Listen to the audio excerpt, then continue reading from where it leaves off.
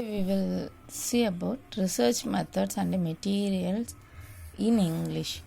So research and it's meaning. Research அப்படிங்கிறது ஒரு சிஸ்டமேட்டிக்கான work. அது எப்படி இன்வால்வ் ஆகிருக்குன்னா ஸ்டடீஸ், அதோட இன்வெஸ்டிகேஷன்ஸ் எல்லாமே இருக்கும். அந்த ரிசர்ச் அப்படிங்கும்போது கலெக்ட் இன்ஃபர்மேஷன் ஆன சப்ஜெக்ட். ஒரு சப்ஜெக்ட்லேருந்து அதோட பிரின்சிபல்ஸ், அதோட இன்ஃபர்மேஷன்ஸ் அது எல்லாத்தையுமே கலெக்ட் பண்ணி எஸ்டாப்ளிஷ் பண்ணுறது. அதோட ரியல் ஃபேக்ட்ஸ் என்ன அப்படிங்கிறத எஸ்டாப்ளிஷ் பண்ணுறது தான் research. Either adds to the existing knowledge to discover something new.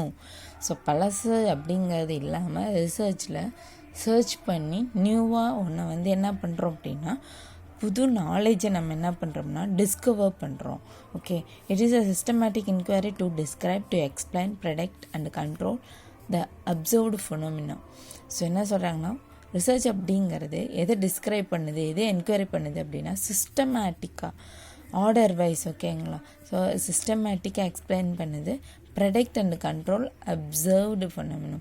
ஒன்றையும் கண்டுபிடிச்சி அதை ப்ரெடிக்ட் பண்ணி, அதை எக்ஸ்பிளைன் பண்ணி, அதை கண்ட்ரோல் பண்ணி, ஸோ அதை அப்சர்வ் ஃபினாமினன் ஸ்ட்ரக்சர் வைஸ் கரெக்டாக கொண்டு வரது தான் ரிசர்ச் அப்படிங்கிறாங்க. It is a careful and detailed study into a specific problem. So இது ஒரு டாபிக் எடுக்கிறோம், ஒரு ஸ்பெசிஃபிக்கான ப்ராப்ளம் எடுத்து அதை டீட்டெயிலாக ஸ்டடி பண்ணுறது. அதுலேயும் நார்மலாக ஸ்டடி பண்ணுறதுல கேர்ஃபுல்லாக ஸ்டடி பண்ணுறது. Research is one of the ways to find answers to your questions and it should be unbiased and objective. So நம்ம எடுத்திருக்க அந்த ப்ராப்ளமில் ஒரே ஒரு வேஸ் தான் இருக்குது. எப்படின்னா அதோட ஆன்சர் ஃபைண்ட் அவுட் பண்ணுறோம் நம்மளோட கொஷின்ஸ்லேருந்து. ஸோ அது பயாஸ்டாக இருக்கா, பயாஸ் அப்படின்னா பாகுபாடு, அன்பயாஸ்டு அப்படின்னா ஸ்டாண்டர்டான ஆன்சர் என்ன, அந்த ப்ராப்ளமுக்கு ஸ்டாண்டர்டான சொல்யூஷன் என்ன அப்படிங்கிறது, அதோட அப்ஜெக்டிவ்ஸ், அதோட நோக்கங்கள் என்ன அப்படிங்கிறதுக்கும் ஆன்சர்ஸ் கண்டுபிடிக்கிறதா அப்படின்னு சொல்கிறாங்க. Research was various method to discover facts such as experiments, ethnography etcetera. So research அப்படிங்கிறது வந்து டிஸ்கவர் பண்ணுறது. எதை அப்படின்னா ஃபேக்டை, உண்மையை டிஸ்கவர் பண்ணுறது. அதில் எப்படி அப்படின்னா எக்ஸ்பெரிமெண்ட்ஸ் அப்படின்னா நம்ம இப்போ வந்து 2 டைப் இருக்குது. ஸோ எக்ஸ்பெரிமெண்ட்ஸ், எத்னோகிராஃபி அப்படின்னு சொல்கிறாங்க.